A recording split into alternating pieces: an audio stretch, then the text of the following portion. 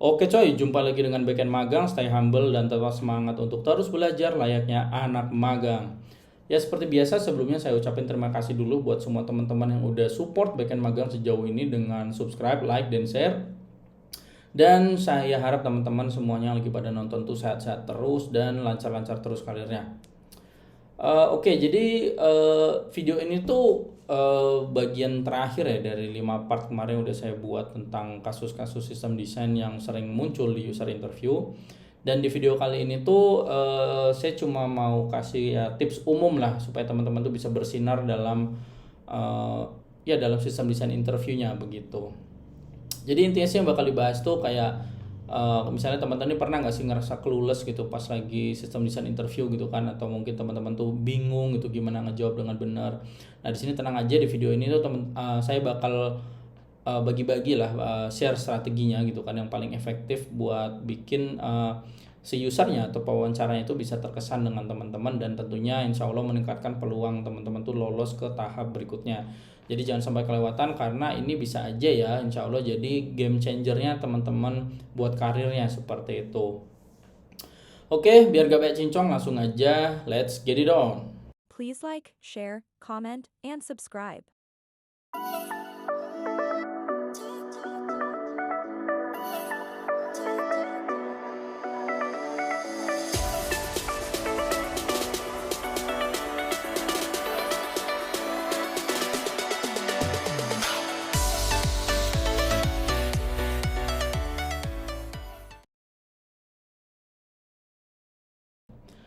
Nah, yang pertama yaitu klarifikasi kebutuhan. Jadi teman-teman tuh jangan malu buat mengklarifikasi kebutuhan dari si pewawancaranya atau dari usernya gitu. Jadi buat requirement-nya intinya.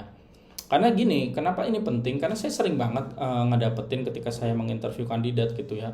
Banyak banget teman-teman tuh yang menjadi kandidat gitu ya, itu langsung bang aja gitu, langsung aja dia gambar arsitektur gitu kan, gambar diagram itu kan tanpa paham dulu kebutuhan sistemnya ini gitu loh. Jadi ini beresiko lah ngebuat solusi yang bisa jadi over engineered ataupun bahkan nggak sesuai sama sekali gitu dari ekspektasi kayak gitu. Jadi gimana caranya ya pokoknya nggak usah malu-malu untuk tanya dulu, misalnya tanya nih apa sistemnya ini emang harus high availability ataupun hanya eventual konsistensi itu udah cukup. Nah teman-teman nggak apa-apa nanya seperti itu. Terus pastikan juga nih apakah skalibilitas yang dibutuhkan tuh nanti ngarahnya emang ke horizontal ataupun ke vertikal gitu kan. Terus juga teman-teman bisa nanya apakah sistemnya ini mendukung low latency atau bisa nerima sedikit delay tapi lebih efisien gitu kan.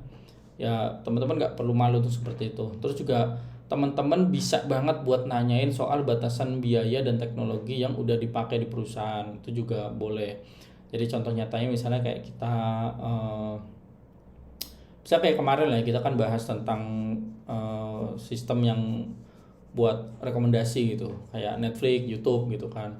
Nah ini nih teman-teman ketika misalnya diminta dengan contoh aplikasinya langsung gitu, misalnya ini mau ngedesain sistem kayak YouTube gitu. Nah teman-teman di situ boleh banget tanya dulu gitu loh, jangan langsung ngegambar database, jangan langsung gambar load balancernya itu kan. Jadi tanya dulu apakah ini sistem ini kita fokus ke video streaming atau cuma sistem buat komentar sama rekomendasi. Nah jawaban dari si user ini tentunya bisa bakal udah bisa bakal ya ribet banget.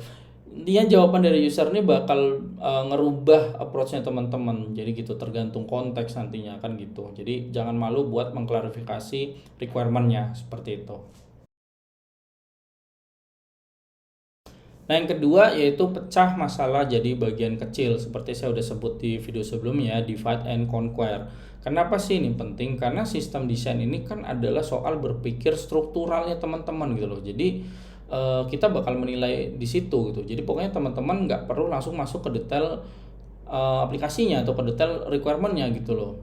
Jadi teman-teman bisa banget buat ngemecah-mecah dulu itu jadi hal-hal yang lebih kecil dan lebih mudah dipikirkan seperti itu. Jadi kita breakdown dulu, karena kalau teman-teman langsung aja main masuk ke detail itu ya bisa aja jadi berantakan nantinya gitu loh. Jadi dalam divide and conquer yang udah saya sebut ya di video-video sebelumnya, Di sini teman-teman bisa approach dengan top down lah, intinya pendekatan top down seperti itu. Jadi mulai dari komponen utama kayak client, API gateway, database, caching, terus queuing-nya gitu kan, dan lain-lain. Baru nanti masuk ke detail kalau diminta, misalnya oh gimana nih cara nyimpan data dengan lebih efisien, nah seperti itu. Jadi baru masuk ke detail kalau udah ada requirement selanjutnya seperti itu. Terus juga teman-teman tuh bisa juga dengan metode praktis ya, kayak intinya sih sama seperti tadi. Metode praktisnya itu namanya tuh kalau nggak salah ya, namanya tuh 4 layer approach. Jadi pendekatan 4 layer gitu. Jadi umumnya tuh kita bakal mikirin client layer seperti user interface-nya, mobile ataupun web app-nya, terus application layer-nya, di situ ada API gateway, ada backend services-nya, baru nanti ke data layer kayak database, caching, indexing seperti itu. Baru nanti kita ke infrastructure layer-nya. Di situ ada load balancer, CDN, queuing dan lain-lain. Ya seperti itu.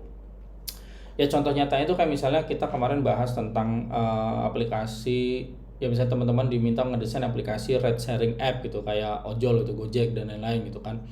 Ya di sini kan teman-teman bisa pecahin mulai dari user buka aplikasi, terus ada request dikirim ke API nerusin ke service, baru nanti service-nya maksudnya service pencarian drivernya ya, baru nanti si service ini ngecari driver di database ataupun cache, baru nanti respon dikasih lagi ke si user seperti itu. Nah, dengan mecah langkah seperti ini, wawancara itu bakal lebih terstruktur seperti itu. Nah, yang ketiga, teman-teman tuh jangan malu dan jangan ragu buat mendiskusikan trade-off. Kenapa penting? Karena nggak ada satupun solusi yang perfect. Jadi, sistem desain interview itu bukan soal jawaban benar atau salah aja, nggak sesederhana itu. Tapi gimana teman-teman ini bisa nunjukin pertimbangannya nih antara pro dan kontra dari setiap keputusan yang teman-teman ambil seperti itu.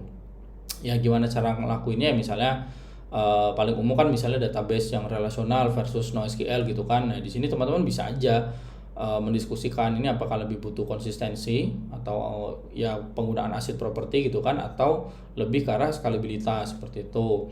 Terus untuk masalah case di Redis ataupun Memcached gitu kan ya, teman-teman bisa diskusikan juga trade off-nya gitu, mana yang lebih cepat atau ya tentunya mana yang lebih cepat untuk jenis data yang digunakan seperti itu. Terus tentang pengembangan arsitekturnya gitu kan, ini juga pasti ada trade off-nya kan, misalnya monolith sama microservices, yang mana nih yang lebih dibutuhkan, apakah lebih baik fleksibilitasnya atau kemudahan maintenance seperti itu. Ya contoh nyata itu misalnya kayak kemarin di part yang berapa ya, part yang ketiga atau yang kedua ya, saya lupa. Misalnya kita diminta ngedesain suatu sistem kayak instant message gitu kayak WhatsApp gitu misalnya. Ya disitu kan ada trade off nih antara Kafka buat antrian pesan, jadi ini bakal lebih reliable tapi ada sedikit latensi, atau kita WebSocket langsung ke user, ini lebih cepat tapi tentunya lebih sulit di scaling gitu. Nah ini teman-teman kan nanti ketika diskusi trade off dengan si usernya, ini kan bisa jadi nanti teman-teman jadi memilih salah satu, tapi kalau misalnya teman-teman memilih salah satu ya teman-teman harus bisa jelasin kenapa sih pilihan tersebut lebih cocok untuk kasus tertentu gitu, ataupun nanti ada kemungkinan ini harus dikombin ya, teman-teman harus bisa menjelaskan juga pilihannya kenapa dikombin seperti itu. Nah yang terakhir itu adalah jangan malu buat ngelibatin si pewawancaranya, si usernya gitu. Kenapa sih ini penting? Karena dalam interview itu bukan monolog gitu, terutama dalam sistem desain interview ini tuh juga diskusi dua arah lah gitu, karena semakin teman-teman tuh interaktif itu semakin menunjukkan teman-teman tuh fleksibel dan bisa berpikir dengan cepat seperti itu. Gimana cara ngelakuinnya ya, teman-teman nggak perlu malu untuk nanyain balik kalau ada hal-hal yang ambigu, misalnya pertanyaan kayak gini, ini sistemnya ini mau ngedukung langsung 1 juta user dalam rilis pertama atau lebih fokus ke MVP-nya aja. Nah itu boleh banget nanya seperti itu. Terus yang kedua, jangan malu juga buat minta feedback, misalnya teman-teman lagi dalam proses gambar arsitektur ataupun gambar diagramnya gitu kan. Misalnya pertanyaan kayak gini, ini saya mikir buat naro Redis buat Cats nih di posisi ini, nah ini udah sesuai ekspektasi atau belum ya? Nah, itu bisa kayak gitu. Terus juga teman-teman boleh banget buat menggunakan analogi ataupun komparasi buat memastikan pemahamannya teman-teman. Kayak misalnya, oh ini pada dasarnya kita ini lagi pengen bikin sistem yang kayak YouTube atau yang lebih light kayak TikTok sih, ya kayak gitu. Boleh banget teman-teman nanya gitu loh. Ya dalam kasusnya misalnya Contohnya kayak yang video pertama di kasus-kasus sistem desain yang sering muncul itu ya di part 1. Misalnya diminta ngedesain URL shortener system gitu seperti Bitly gitu kan ya. Misalnya dalam kasus ini teman-teman bisa aja nanyain, ini kita perlu nggak ya fitur analitik buat tracking jumlah klik atau ya cuma fungsi shortening basic aja. Nah, jawaban dari si user atau si wawancara ini bakal bisa ngebantu teman-teman tuh buat solusi yang lebih tepat, intinya seperti itu. Nah, kesimpulannya jadi intinya tuh teman-teman yang pertama jangan buru-buru, klarifikasi dulu sebelum menggambar diagram atau menggambar suatu arsitektur ataupun mau menggunakan tools gitu. Jadi jangan buru-buru. Dua ya tadi, divide and conquer, gunakan pendekatan top down, jadi pecah masalah jadi bagian-bagian yang kecil supaya teman-teman tuh lebih mudah dalam berpikirnya. Terus juga yang ketiga, jangan malu buat selalu mendiskusikan trade off. Nggak ada solusi yang sempurna, yang ada itu cuma solusi terbaik untuk suatu case, suatu konteks seperti itu. Dan yang terakhir ini yang paling penting banget, jadikan wawancara ini interaktif. Intinya jangan cuma ngejawab tapi benar-benar ajak diskusi si usernya, si pewawancaranya gitu. Karena dengan approach ini teman-teman tuh bakal lebih percaya diri dan bakal bisa lebih nunjukin kalau teman-teman tuh nggak sekedar paham teori aja, tapi juga bisa berpikir seperti seorang ya arsitek gitu dalam suatu sistem yang handal seperti itu. Kira-kira gitu aja sih tips-tipsnya supaya teman-teman bisa bersinar dalam user interview, tentunya tepatnya pada sistem desain interview. Saya harap sih ini insya Allah bisa bermanfaat buat teman-teman. Dan pokoknya jangan lupa support terus Backend Magang dengan subscribe, like, dan share supaya teman-teman supaya Backend Magang tuh semakin semangat buat membagikan pengalamannya dan ya pengalaman-pengalaman dan tips-tips lah gitu dalam setiap video-video yang saya buat gitu. Dan ya jangan lupa tentunya dari subscribe, like, dan share tuh tolong share, karena siapa tahu ada teman-teman kita yang lagi belajar juga ataupun lagi dalam problem tertentu yang mungkin aja insya Allah bisa terbantu dari video yang udah saya buat, kira-kira gitu sih. Jadi sekali lagi terima kasih, sekian dari saya, salam Backend Magang.